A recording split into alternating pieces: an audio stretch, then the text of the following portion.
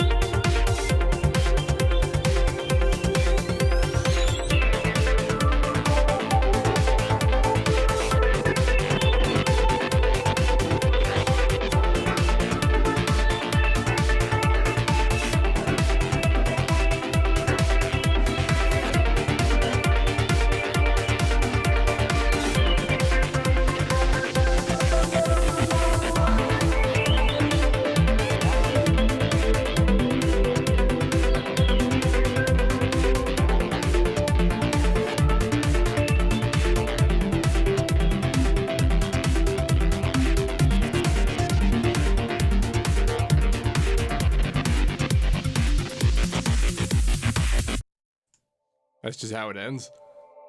Okay. I would just kind of assume it's either in progress or I don't know what. Weird ending. Also this lead. Okay, this is the biggest issue I have with this track. Just to start off on the bat, it is way too loud. What it's doing is not bad, but the fact that it's on the whole time and that as loud as it is, I had to turn it down. That was one of those things I wanted to do, is have like one of those turn down indicators in here. Didn't figure that one out yet, but that would have been one for this. I dug the big cinematic nature of the rest of this. I guess this will work out as a sort of elongated deal. It's a little long on the tooth, but like worthwhile for that. I don't know. Like it flows okay, so it works. It's pretty well balanced, like loudness wise. Like it still has impact despite it being loud, which is what I usually mean when I say it's well balanced. Even though, yeah, it's too loud and the high end's still too boosted up in this like 2K, 5K, whatever range that is. What is that? Yeah, 2K right there. Yeah. The point I'm making is that usually when you break stuff up and crunch it and super put together and whatever, you tend to lose the impact of stuff. And a hallmark of a decent mix and master is being able to preserve that kind of stuff throughout doing so. And then the rest of it is mostly to taste. It's like whatever you can survive having happen. And it's just, this sort of pushes it towards where I will mostly assume that lots of people probably agree that this is too loud and mostly too much at that frequency. But just because of that, not because the lead is bad or the notes are wrong or the sound is bad, it's because of the way the weight is up there at those frequencies. So maybe tone down a bit at that, whatever instrumentation that's up there. I didn't really even detect things like the hats being too much. It was mostly just that thing. Like everything else was kind of on the border until it showed up, and it was enough to push it over the edge. So yeah, decent track otherwise. Northern Lights. Okay. Next track is Get By Deep Crimson. Whew, that's a strange looking. Okay. This is definitely something we're going to get by, you guys. Here it comes. Boop, boop, boop, boop, boop, boop.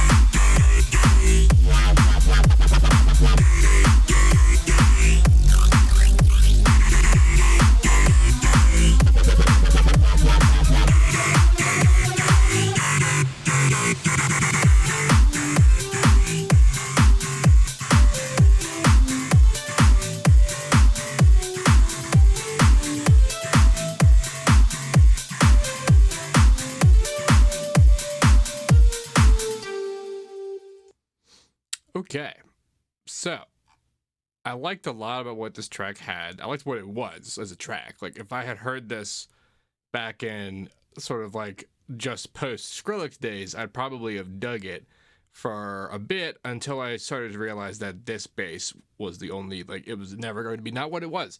Like, there were other cool sounds in here, and there were neat sounds, and that sound is neat, but if you zoom out here and you kind of see this sort of average repeating pattern to this particular spectral presence. Normally, when you zoom out this far and you see that kind of thing, that sort of thing is usually the result of like a mix, like you're top heavy, you're mid heavy, whatever. But this is plainly just only when that particular bass is around, and that's what the song looks like, because that's how frequently that particular expression was used. I say expression because it's not as if this sound is bad. It is not as if the sound, it couldn't have enough like variation in it to make it sort of like worthwhile to be the focus of a song like this. The other dudes that are around, moving around, like, they're cool, like, they're fine, and also sparingly, used. So when they show up, they're still fresh, and like, that's sort of this guy's problem. He's not fresh enough to be by himself, and that's the only really main problem with it. Like, mix is cool. Mix is cool. I would not necessarily say good. It is, I mean, it's the kind of good that I like. It's dope. The mix is dope. Let's go with that. So this guy, if you've never seen a vector scope before, what this does is it shows us the balance of things in the stereo. It shows us the level of a thing, level, like its weight towards left and right, but it also has plus and minus, which is like, because it's an oscillation. So like an oscillation could lean right and then back towards left. And that's usually like what sort of balanced stereo looks like, is that it's sort of like a circular distribution. But then you see if you see a thing like lean like kind of left and right, that's how you know a thing's not balanced. So you can visually tell if you're having issues, like just hearing things. Also, what you might have seen this sort of diamond configuration show up, and that's what clipping looks like in a vector scope, because the limits are 2D now instead of 1D, but this is what that looks like. This is what, and the other song didn't even approach that as a limit. So this guy hit some highs, and it was dope for it. Intro was kind of long, but I guess what else are you gonna do about this kind of thing? It's sort of like that, isn't it? Anyway, good job, Deep Crimson. Next up, we have Lemurians by Quaro, and it's both of these things. His names sound familiar to me, and I wonder if I've already played this before. Either way, though, here we go.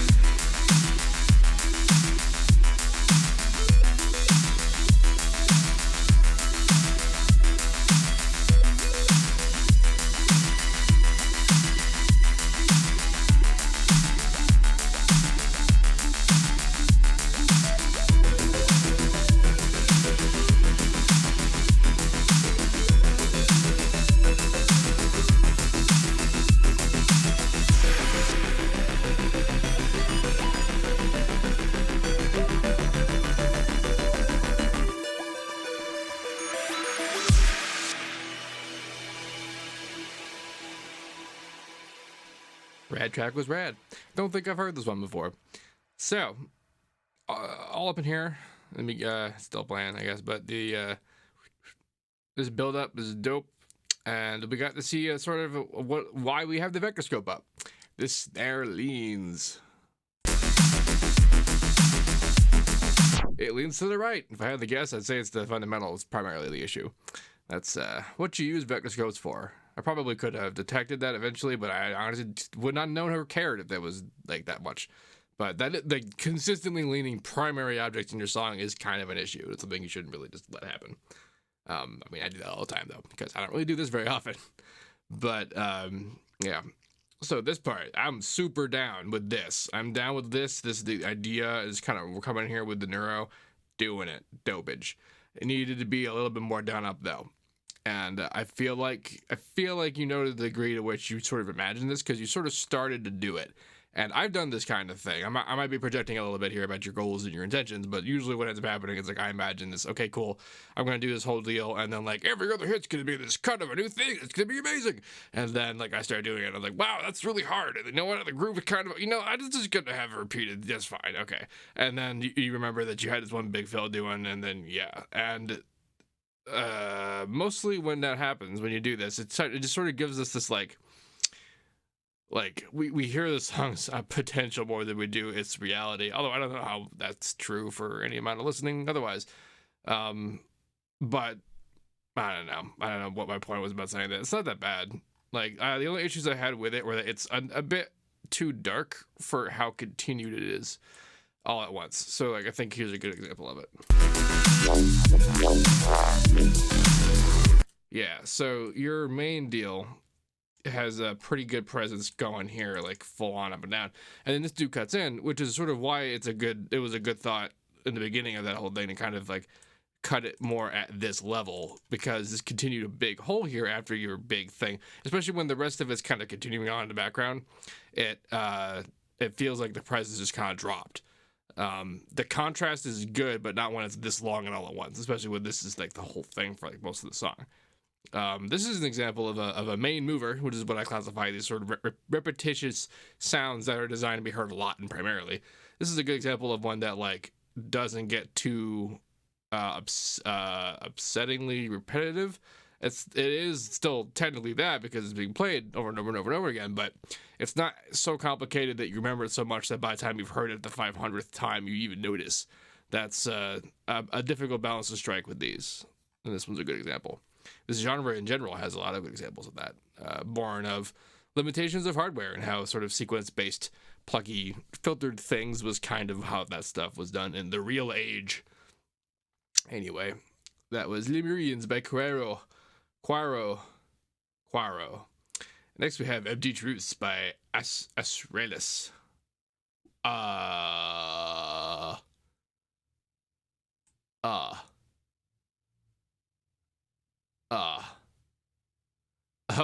Oh wow. There's like information in here. Okay. Cool. Let's see what this is like.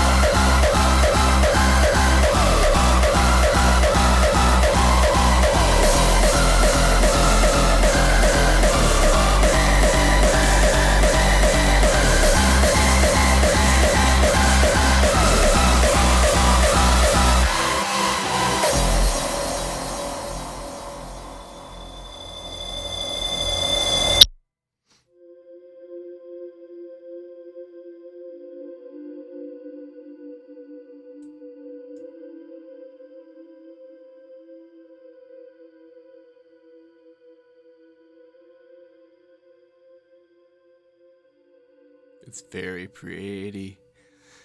Very pretty track, and you can't even see much doing it like this, but like, okay, so hardcore and hardstyle in general to me is a good example of a genre that I had to basically like intellectualize, because I still don't totally get the appeal, even though I get its purpose. I get the idea of what we're trying to accomplish. Is just that this is accomplished is never truly applied to me, because I've never gone to a show with this stuff. I've heard it played at shows, you know, as like a side thing, but not like I've never gone to some place or a festival that's like designed for these things. So I don't actually get to experience the whole point of its existence, which is to sort of play well on those systems. So like you saw the cloud going on up there the whole time, and like the fact that like it's basically a square the whole time is what's the point of these tracks, is to be as loud and as big and present as epic as possible. And it's also why it's so freaking cinematic, like all of them. If you go listen to any kind of core or style track, you will hear just really big productions and like stories and large processes. And it's true that they all end up in this sort of climactic, super noisy thing, but the quality, that's just the bit upon which just like expressive melody stuff is done. And that's sort of the way and the point and the vessel and the purpose of it. And this is not very well attuned to the things that I'm used to considering as being music. And that's A-okay. But for knowing that I know this about it now, so I can actually listen to this stuff and actually talk about it. So for example, the transient hit that we do before the bass hit sometimes is fine, but sometimes it's also kind of off time, and I don't know if that was intentional or not, because it's not always like that. And that's sort of the main rub of the stuff, is that once you crunch everything up like this, it stops being about like a spectral presence thing. It starts being about a timing thing. And the science of making these tracks is about having samples that are individually these elements and lining them up in such a way that they perform to sound like the one, like the moment by moment experience. In the case of this, the top thing and the bottom thing are very disparate connections most of the time. And but most of the time I can't even tell, because it doesn't feel like it's that off. But like I think pretty much kind of right here started to feel like triplets almost. That's what made me think it was intentional. Like it felt like it would have been on time, but like the rest of the stuff wasn't following with it, and it made it feel kind of weird. The Northern Lights tracks kind of had a moment like that too, where like some of the backgroundy delay timed things were a little off, and I wonder if that was intentional or not. But it didn't totally feel. This must have been what everyone else felt like when they heard my Bundem remix. Because I'm all like, no, it's totally on time. They're just going, you guys, it's all there. They're telling me, everyone's telling me it's off time. And like, I gotta believe them at this point, but I still don't feel like it is. Anyway, good track. Moving on, we have Shihotori with White Death game version. Woo!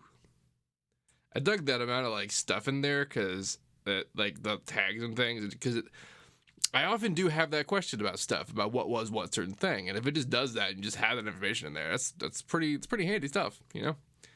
Anyway, let's hear what this track is like.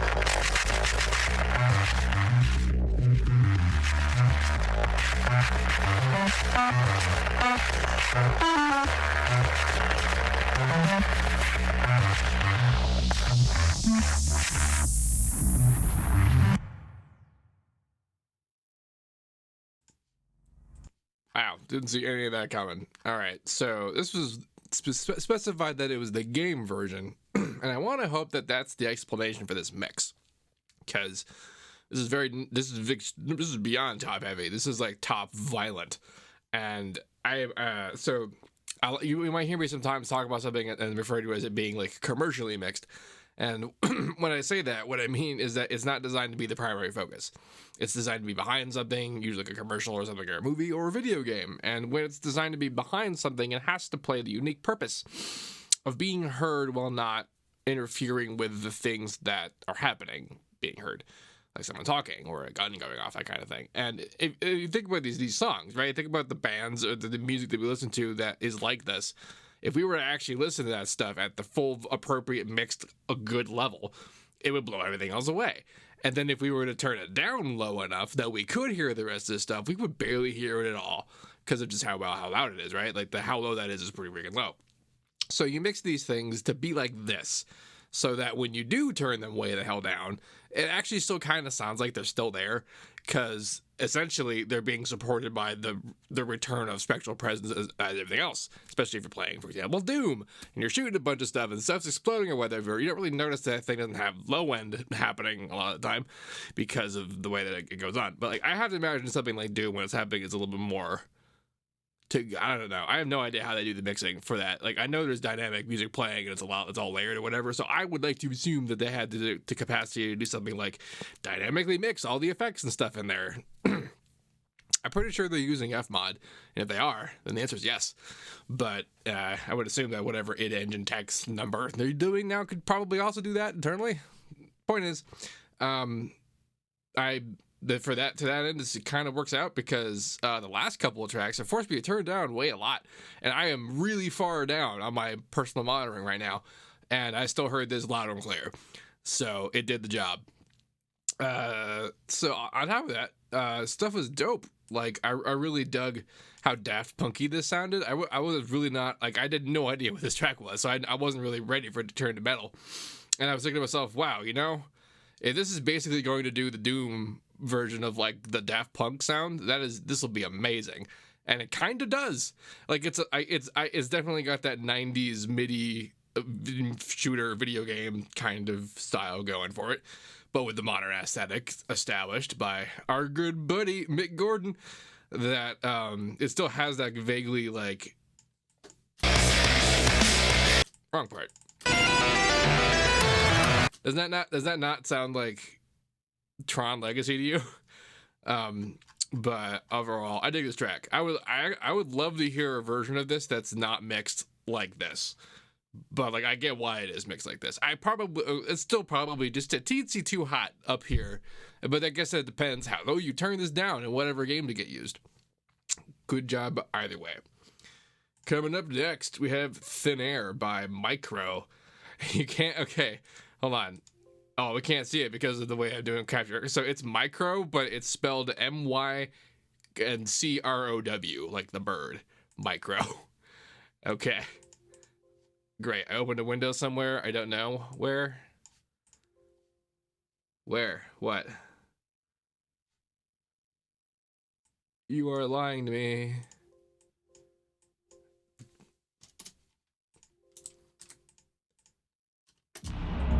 Okay, good. Escape worked. Alrighty then. Here comes Thin Air by Mycrow.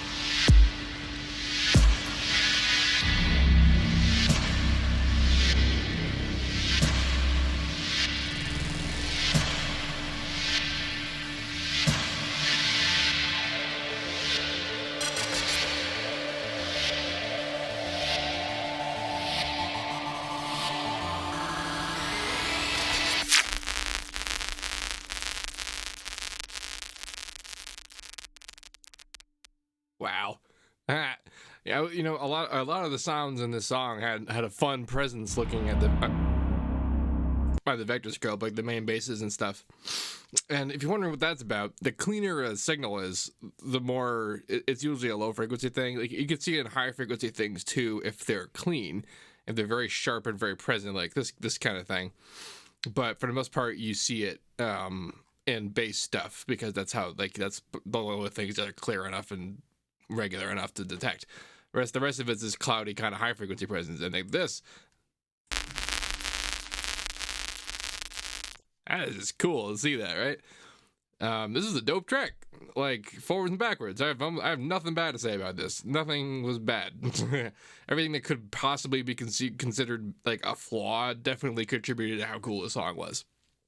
I have nothing further to say other than check out Mycrow, spelled like the bird. You're right on. Moving on, we have Winter by Fusekit. And I feel like it's a rite of passage for every producer to have at least one track that's just called Winter. Just like they'll have some track that's just called Bass, and they'll have probably some other track that's just called Air. I don't know what's up with that, but, I guess that's how we are. Anyway, here comes Winter by Fusekit.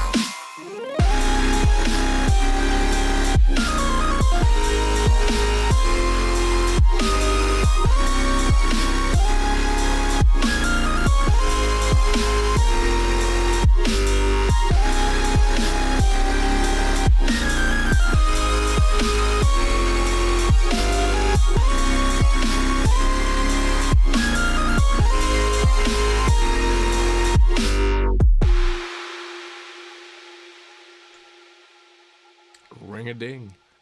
Okay. I just wanted to taste this part again before we talk about this bit. So I feel like when this part went down differently than you thought it would. For the parts that are here, like the very audible sort of mid-rangey bass that's got like a higher end of mid-range presence to it, a kind of organ-ish chord happening, and then the lead thing.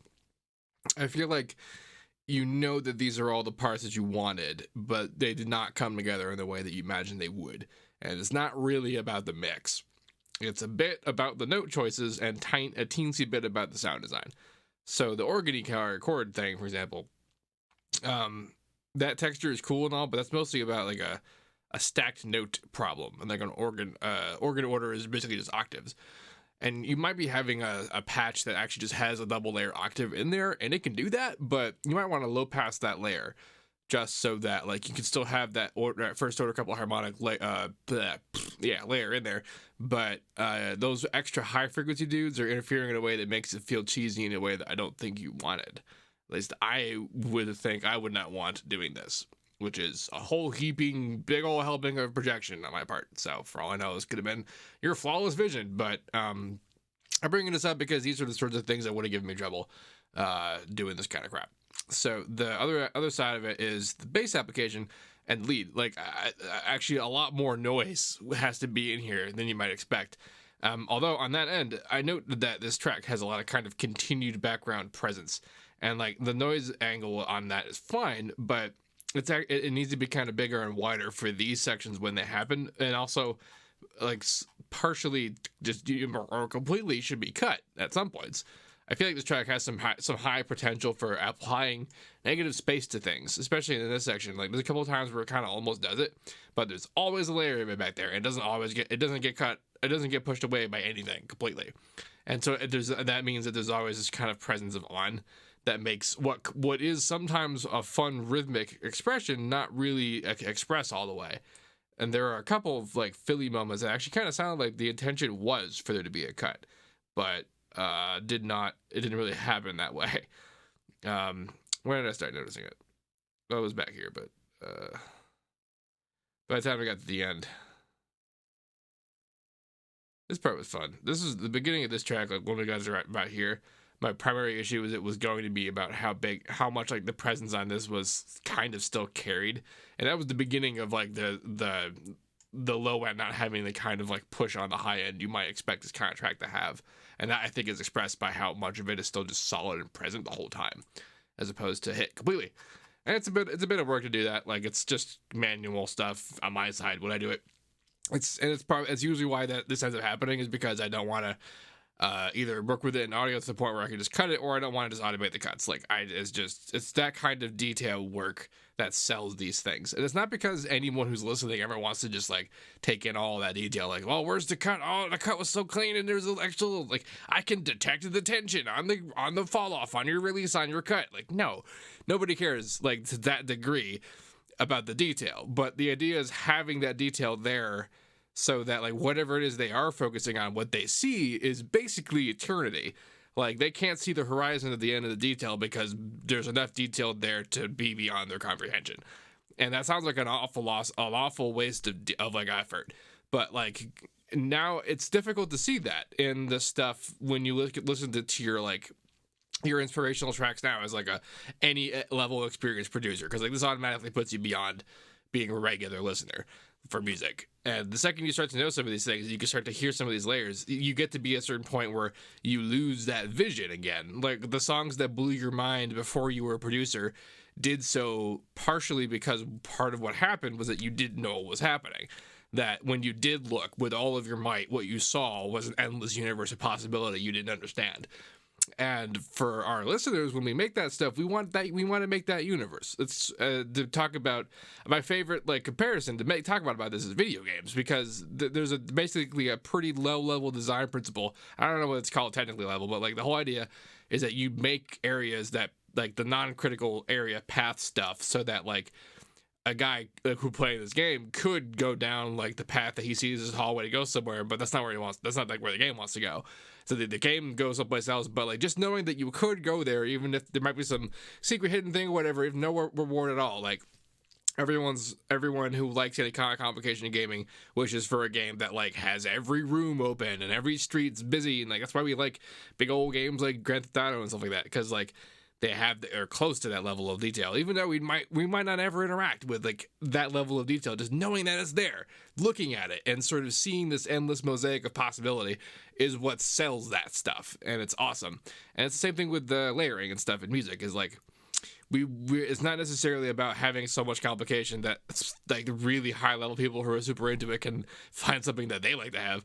It's so that the people who don't get it, like they still can look at it and see that universe of possibility instead of not, one way or the other.